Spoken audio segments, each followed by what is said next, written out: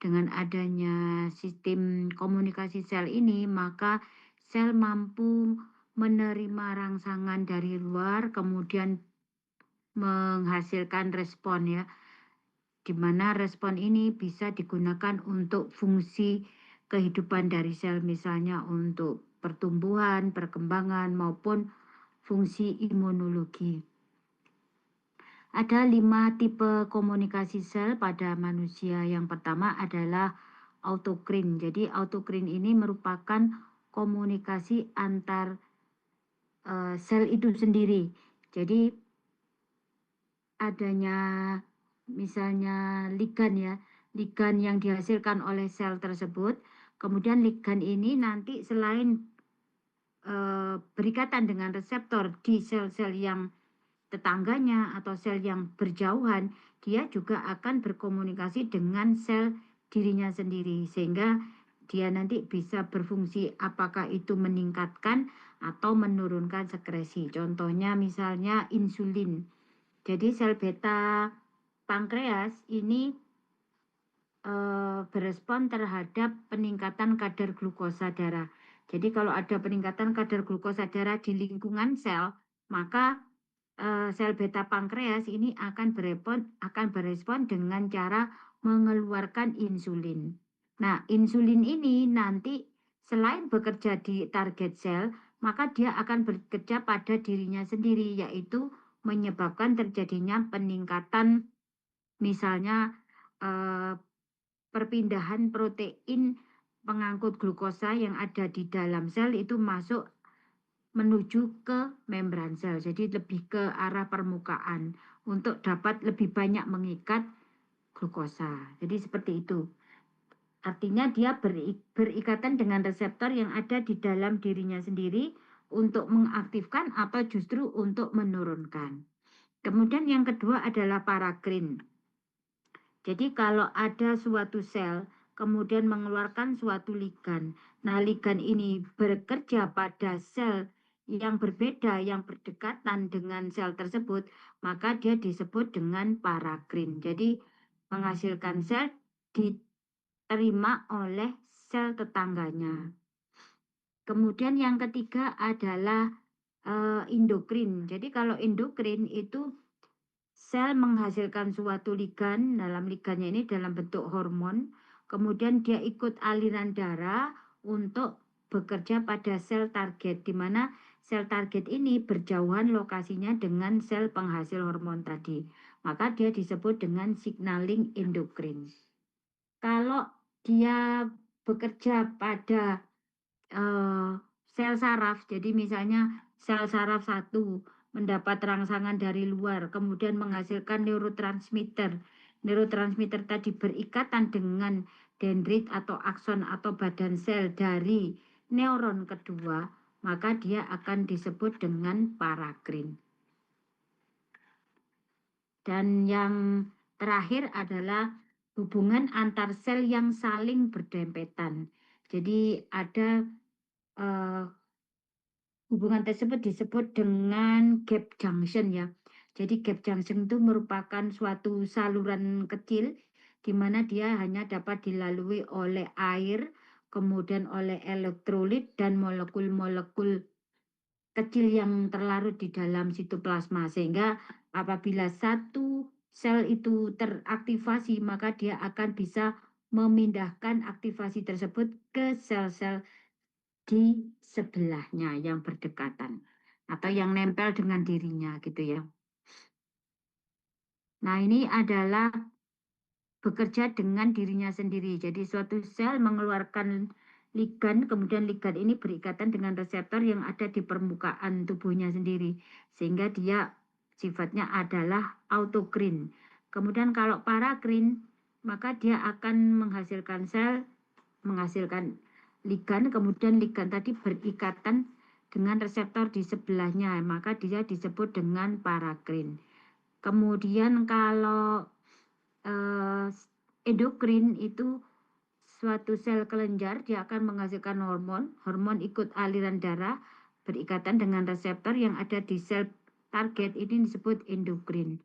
Nah, kalau yang kontak langsung yang melalui gap junction ini adanya saluran penghubung antara dua sel yang berdempetan, maka ini merupakan model komunikasi gap junction ya.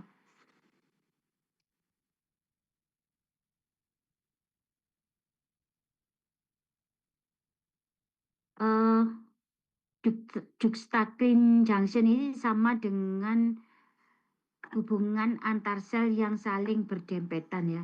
Jadi ada 3 macam, jadi ada gap junction, ada extracellular cell, dan ada intracellular reseptor ya. Jadi kalau yang gap junction tadi kan hubungan antar sel yang saling berdempetan tadi ya, melalui suatu saluran. Kemudian kalau yang berikutnya itu adalah reseptor yang terletak di ekstraseluler. Jadi kalau reseptor yang terletak di ekstraseluler itu kan ada 3. Jadi ada reseptor yang terkait G protein, kemudian reseptor yang terkait kanal ion, dan yang ketiga adalah reseptor enzim ya. Kalau gap junction tadi itu kan perpindahan dari satu sel ke sel yang lain, di mana yang berpindah itu ada molekul air, ion, kemudian molekul-molekul yang kecil melalui suatu saluran atau yang disebut dengan gap junction. Kemudian contohnya ini adalah di sel otot jantung ya.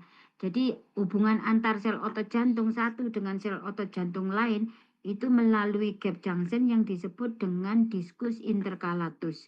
Jadi misalnya ada satu sel jantung yang terangsang sehingga terjadi perubahan potensial membran, maka perubahan ini akan segera disebarkan ke sel-sel berikutnya melalui suatu protein gap junction tadi. Dengan demikian akan menyebar dengan cepat. Jadi rangsangan dari satu titik ini akan menyebar ke seluruh organ di ventrikel sebelah kanan maupun sebelah kiri, sehingga nanti akan terjadi fungsi yang bekerja secara bersamaan, misalnya terjadi pemompaan darah. Itu adalah komunikasi jenis gap junction ya.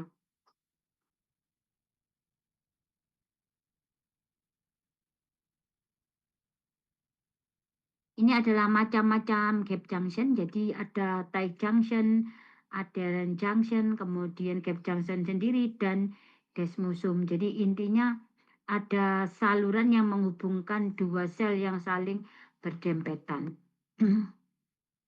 Kemudian komunikasi pada reseptor membran ya.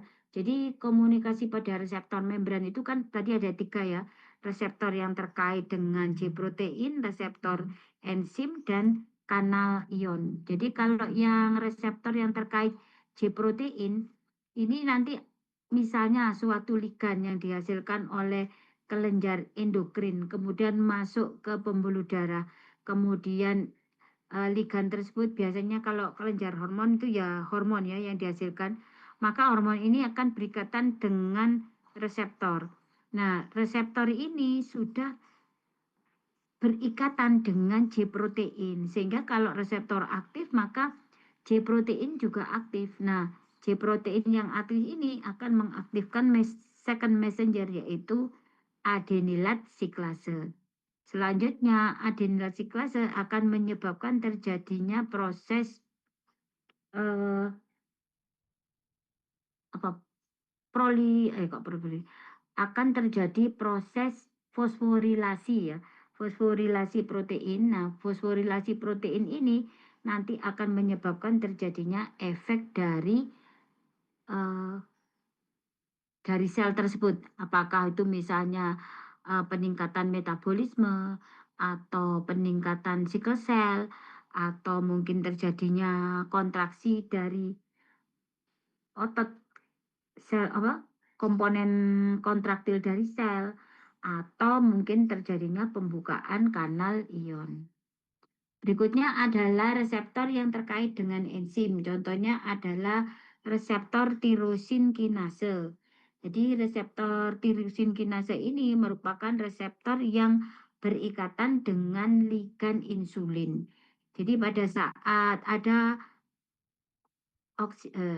glukosa, kemudian glukosa masuk ke dalam sel, nah di situ dia akan diubah menjadi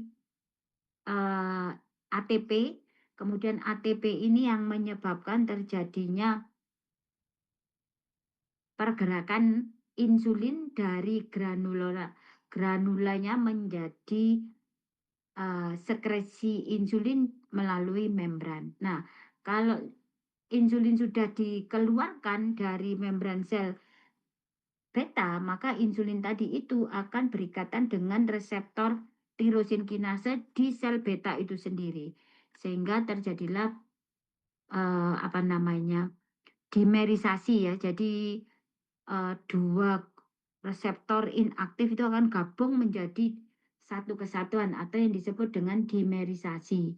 Nah, setelah terjadi dimerisasi dari enzim, maka dia juga akan mengaktifkan apa namanya? Protein-protein yang berkaitan dengan enzim tersebut sehingga terjadilah respon biologis. Misalnya itu tadi sekresi insulin, kemudian mungkin sintesa insulin itu akan meningkat semua.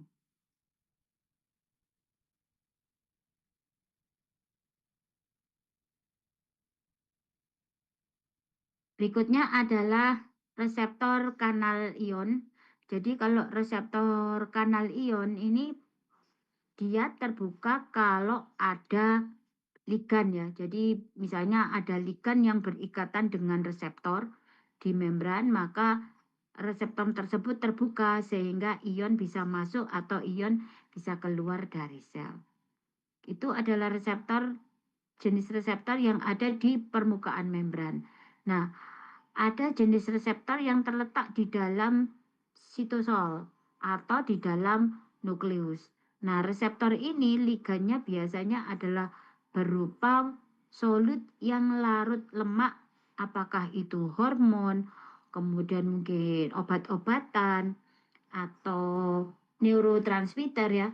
Intinya yang dia larut di dalam lemak. Nah, begitu dia berikatan dengan reseptor yang larut di dalam lemak, kemudian ini katanya ada di sitoplasma atau di nukleus, maka setelah dia masuk ke nukleus, maka reseptor akan dilepas sehingga kembali ke permukaan, sedangkan hormon yang tadi diikat ini akan mengaktifkan hormon elemen. Jadi misalnya kalau estrogen ya, estrogen hormon elemen ya, di mana nanti akan terjadi sintesa protein, kemudian terjadi aktivasi dari itu tadi apa namanya, aktivasi dari uh,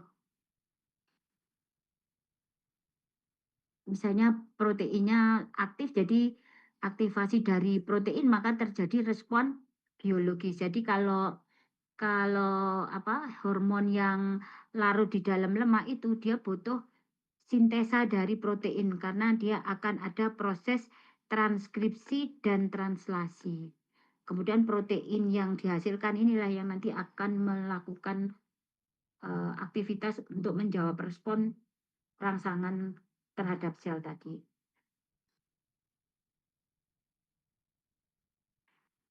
Hormon yang berasal dari golongan amin tetapi dia bekerja secara intraseluler itu contohnya adalah hormon tiroid. Jadi kalau hormon golongan kortisol ya, ACTH, golongan adrenokortisol, kemudian vitamin D, vitamin E, vitamin A, vitamin K itu semuanya adalah substansi yang tidak larut di dalam air sehingga apabila dia akan masuk ke dalam sel untuk mempengaruhi kerja dari sel, maka dia harus berikatan dengan reseptor yang ada di intraseluler atau di nukleus. Sehingga barulah terjadi sintesa protein, maka protein akan menimbulkan respon. Berikut ini adalah perbedaan reseptor transmembran dan internal. Jadi secara definisi, kalau yang internal ya berarti reseptor tersebut ada di sitoplasma atau di nukleus. Sedangkan kalau yang transmembran ya berada di luar. Jadi yang menembus membran. Kemudian tipenya itu adalah dia tidak bertipe, cuma ada satu aja nukleus, kok nukleus, reseptor di intraseluler.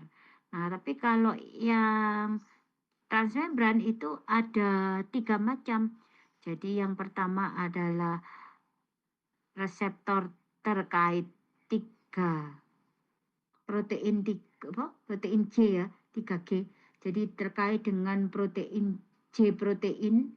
Kemudian yang kedua adalah reseptor yang terkait enzim dan yang ketiga adalah kanal ion. Nah, bagaimana sebenarnya sel itu bekerja?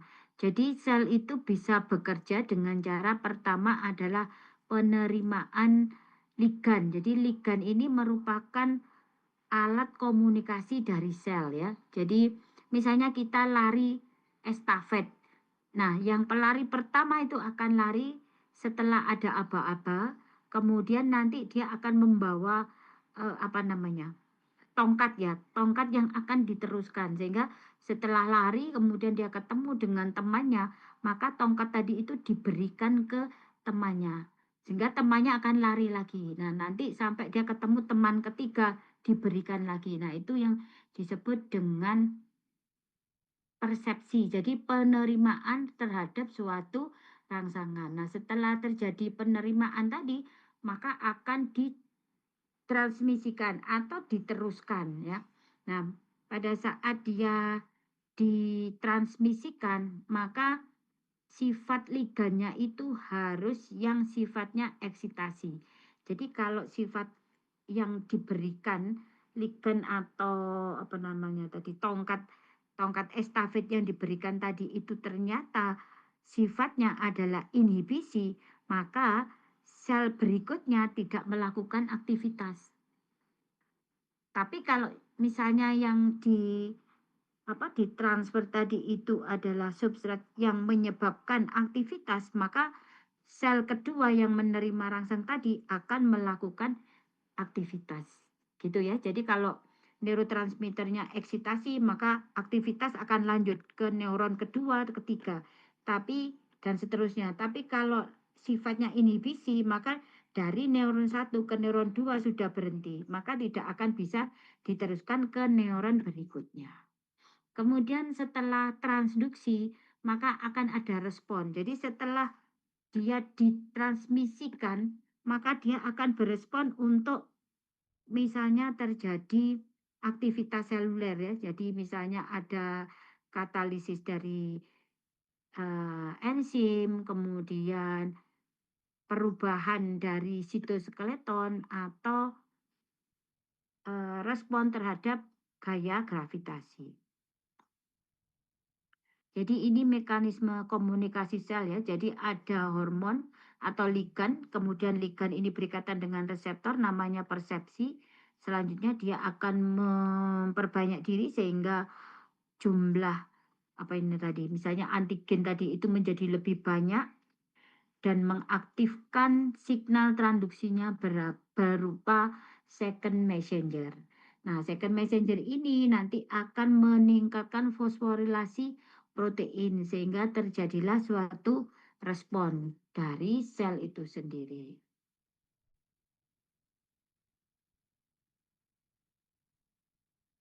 Jadi proses signaling tadi itu yang pertama adalah adanya ikatan antara ligan dengan reseptor ya. Nah, tipe dari ligan tadi itu adalah yang pertama ligan yang sifatnya hidrofobik. Jadi yang hidrofobik itu yang tidak larut air ya, maka dia akan bentuknya bisa squamous, kemudian eh, tetapi cirinya dia harus apa itu namanya? ligannya tadi itu harus tidak bisa larut eh, di dalam air ya. Jadi karena kan jadi gini tadi, kalau ada suatu ligan, kemudian ligan itu ada dua macam kan ya, yang larut di dalam air dan larut di dalam lemak. Kalau misalnya tadi ligan itu larut di dalam air, maka dia tidak bisa masuk ke sel dengan mudah, kecuali ukurannya kecil. Tapi kalau ukurannya agak besar, maka dia harus berikatan, ligan tadi itu berikatan dengan reseptor yang ada di transmembran. Apakah itu reseptor enzim, reseptor ion, atau reseptor apa tadi? G protein. Sebaliknya, kalau ligannya itu eh, larut di dalam minyak, maka ligan ini kan bisa masuk ke dalam sel melalui membran sel. Masuk ke sitoplasma, baru di situ dia akan berikatan dengan reseptornya. Sehingga terjadilah proses aktivasi dari reseptor di eh, intrasel, kemudian dia akan melepaskan reseptornya dan ligan tadi itu akan berikatan dengan DNA untuk menyebabkan terjadinya sintesa protein. Yang pertama jadi ada proses signaling atau ada ligan dulu ya. Nah, setelah ada ligan, tadi ligannya macam-macam ya, ada yang hidrofobik dan ada yang hidrofilik. Kalau hidrofobik larut di dalam minyak, berarti dia nanti berikatan dengan reseptor yang ada di intrasel, sedangkan kalau yang hidrofilik itu adalah yang larut di dalam air, maka dia akan berikatan dengan dengan reseptor yang ada di ekstra membran. Ini jenis ligannya tadi. Nah, setelah dia berikatan dengan reseptor, tahap pertama kan pengenalan ini ya, maka dia akan melakukan propagasi. Jadi kalau misalnya yang larut di dalam air ya, maka ikatan antara ligan dan reseptor tadi akan mengaktifkan J protein kah, kemudian kanal ion kah, atau reseptor enzim tadi. Setelah berikatan, maka dia akan mengalami yang disebut dengan konformasi ya. Jadi aktivasi dari reseptor tersebut. Nah, setelah dia melakukan konformasi, maka dia nanti akan menyebabkan melanjutkan signalingnya tadi ya. Jadi apakah dia langsung menyebabkan terjadinya fosforilasi protein, kemudian terjadi aktivitas biologis, atau dia harus mengaktifkan second messenger dulu, kemudian baru dia akan menyebabkan fosforilasi protein dan selanjutnya menimbulkan efek. Nah, ini ada ligan. Ligan ini nanti akan eh, berikatan dengan reseptor, kemudian reseptornya ini akan berikatan dengan suatu protein ya, protein atau J protein. Selanjutnya J protein ini akan mengaktifkan second messenger, yaitu enzim fosfolipase C. Nah, dengan adanya aktivasi dari second messenger ini, maka akan terjadi perpindahan kalsium. Jadi kalsium yang ada di depo ini nanti akan keluar, kemudian dia akan mengaktifasi protein atau yang disebut dengan fosforilasi protein, sehingga selnya menjadi aktif. Itu adalah contohnya. Kemudian contoh yang lain, misalnya asetilkolin. Asetilkolin ini merupakan suatu hormon, kemudian dia akan berikatan dengan suatu reseptor kanal ion ya. Jadi kanal Na dan K. Maka pada saat dia akan berikatan dengan ion tersebut dan reseptornya itu nanti akan terbuka, maka akan terjadilah masuknya natrium ke dalam sel, keluarnya kalium dari dalam ke luar. Kemudian bagaimana kalau misalnya yang J protein tadi? Kalau J protein yaitu asetilkolin berikatan dengan reseptor di membran, kemudian dia mengaktifkan protein sehingga terjadi proses fosforilasi, maka dia akan terjadi misalnya menghambat kontraksi dari otot jantung. Nah, setelah persepsi kemudian signal transduksi, maka berikutnya adalah respon. Jadi respon dari sel terhadap rangsangan dari luar yang pertama adalah ekspresi gen.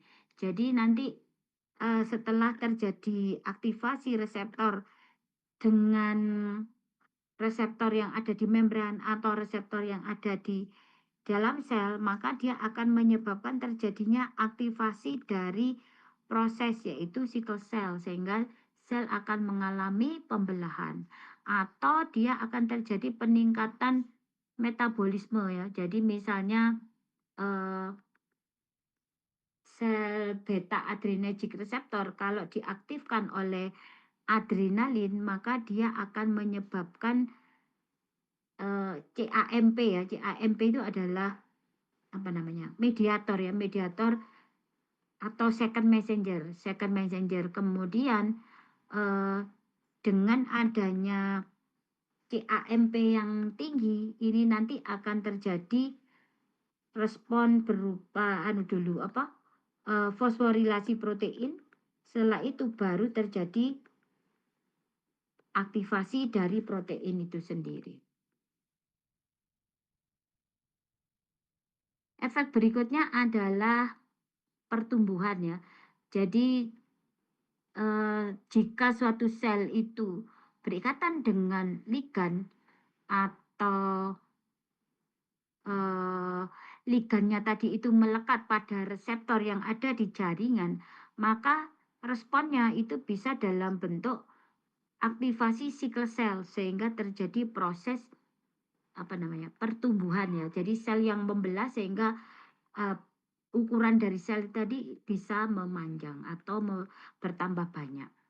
Kemudian bisa juga responnya itu adalah kematian jika misalnya ligan yang dihasilkan adalah TNF alfa, kemudian TNF alfa tadi itu berikatan dengan reseptor kematian, maka responnya adalah terjadi kematian dari sel, apakah itu melalui nekrosis atau melalui apoptosis.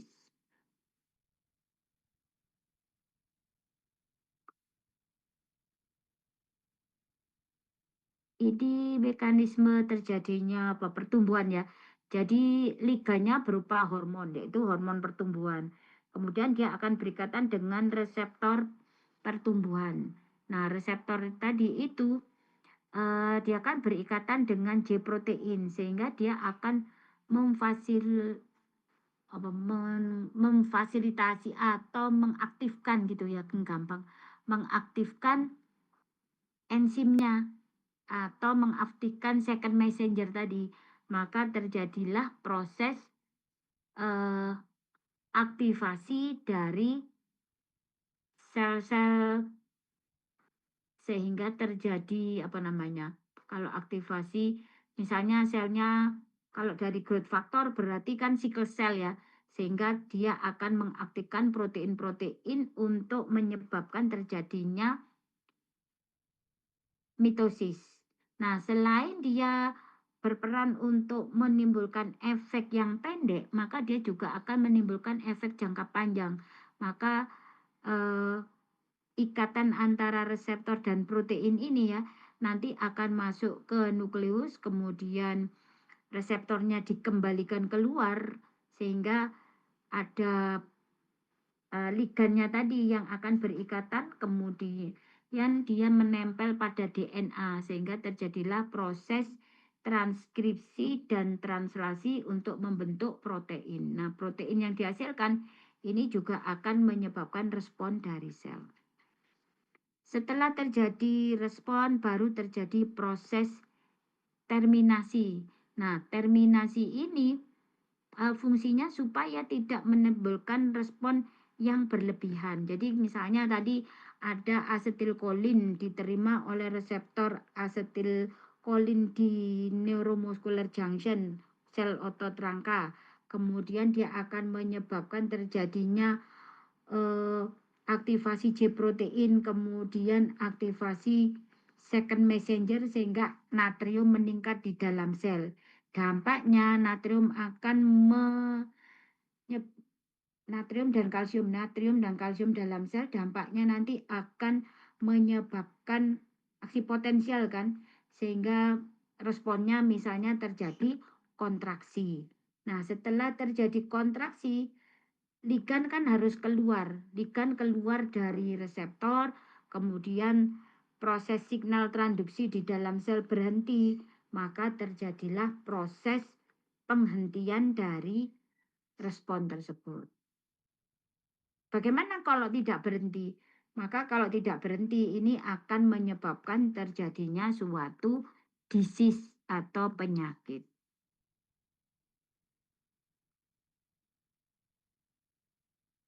Kalau yang teraktivasi, dia itu akan mengaktifkan namanya adalah eh, protein kinase ya. Tetapi kalau dia menginhibisi atau menghentikan, maka dia akan mengaktifkan enzim fosfatase.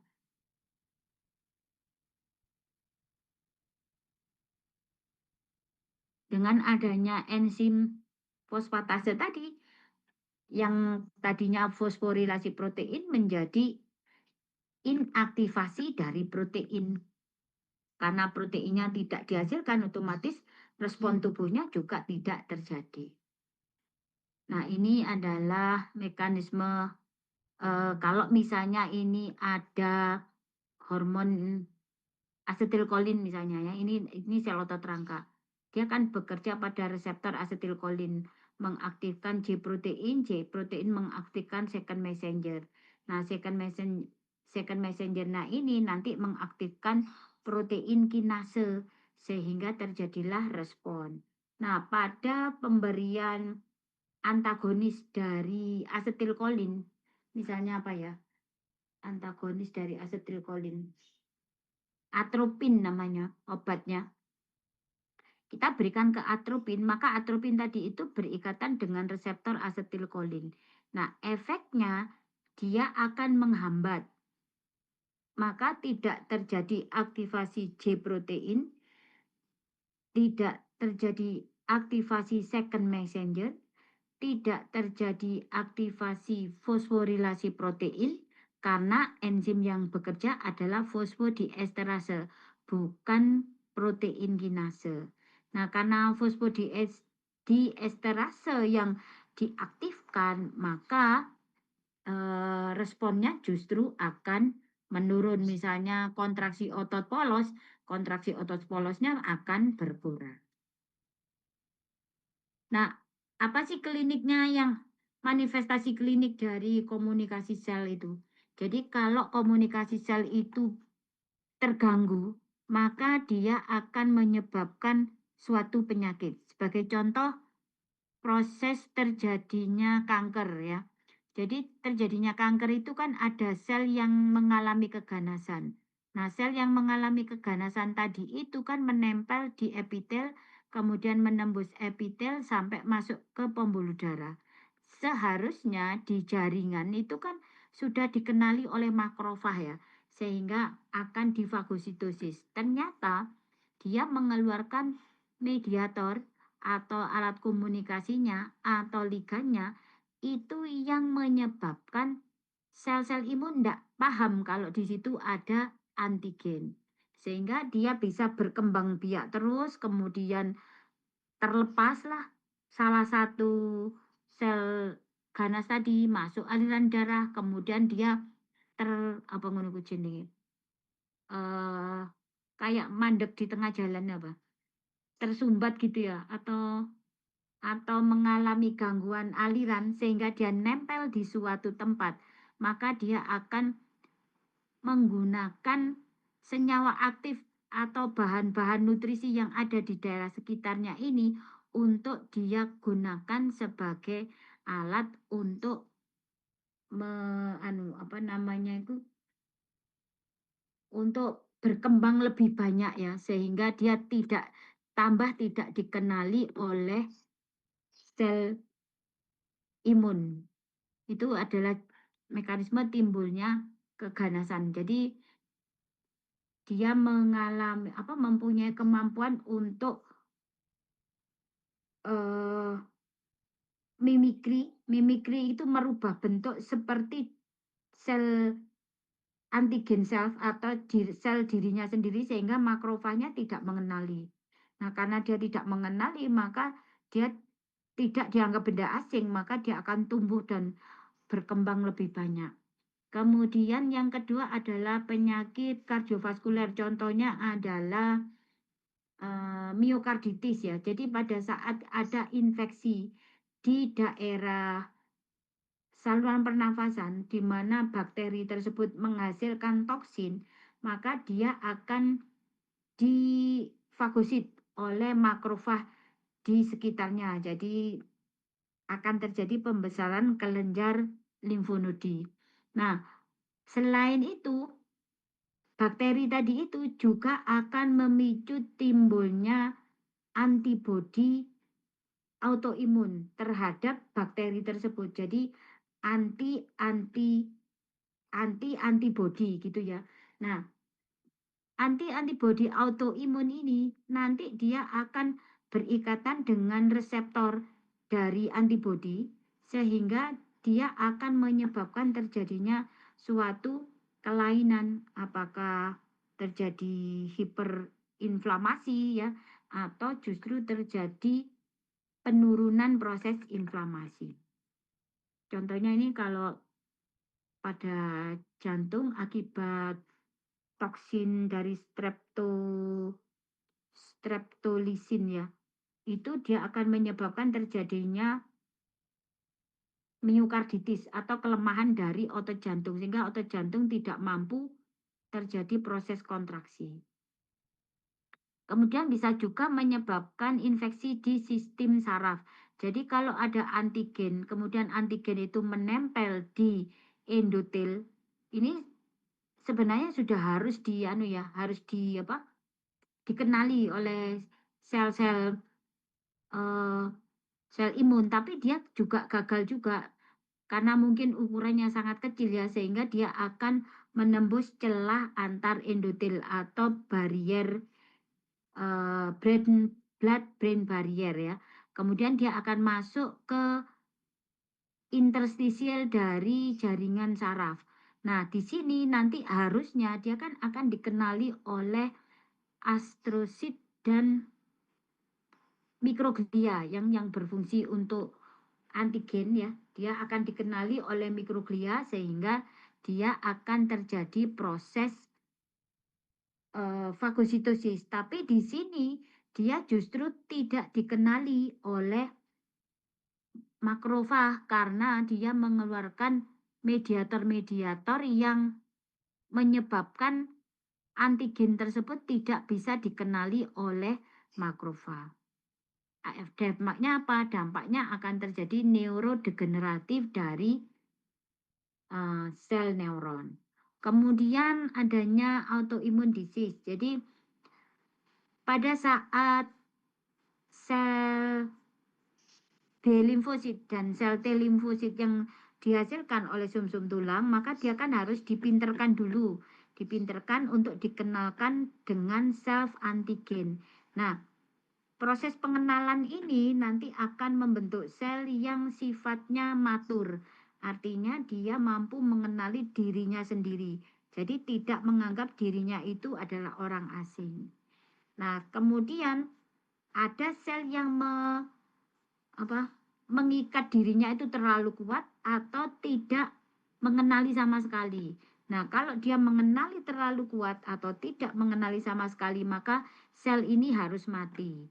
Ternyata sel ini tidak mati, dia loloslah masuk ke sistem sirkulasi. Maka dia akan berperan sebagai sel fagosit atau sel yang bersifat humoral ya, yang menghasilkan antibodi yang sifatnya anti terhadap jaringan dirinya sendiri. Jadi misalnya kalau pada pasien rheumatoid arthritis tadi ya, ada antibodi anti sinovial. Nah, padahal kalau kita lagi aktivitas fisik, sinovialnya itu akan menghasilkan cairan sendi ya. Maka begitu sinovialnya aktif, dia akan dikenali oleh antibodi anti sinovial tadi. Maka terjadilah reaksi antigen antibodi, maka terjadi misalnya ada bengkak, ada nyeri, ada kaku sendi ya. Itu adalah respon dari sel. Kemudian bisa juga karena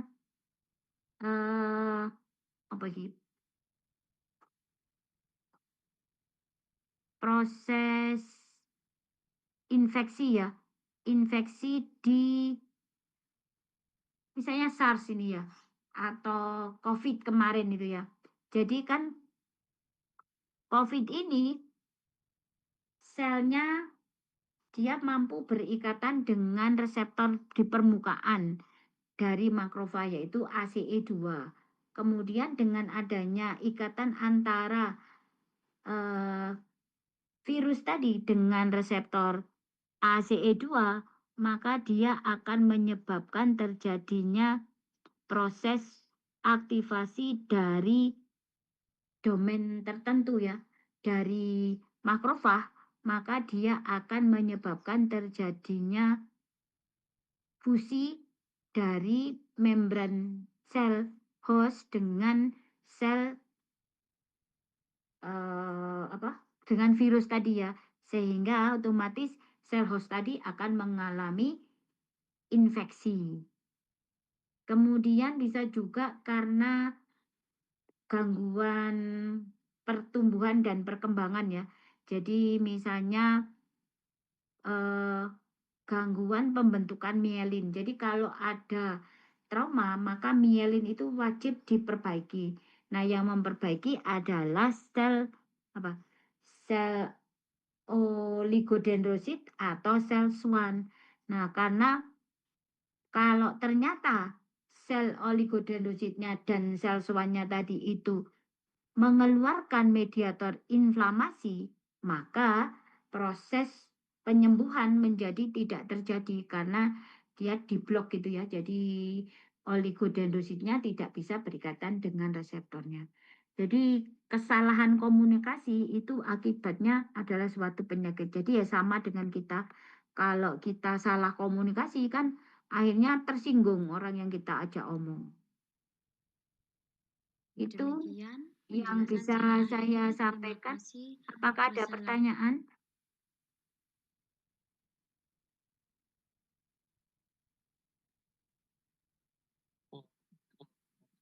Tidak ada?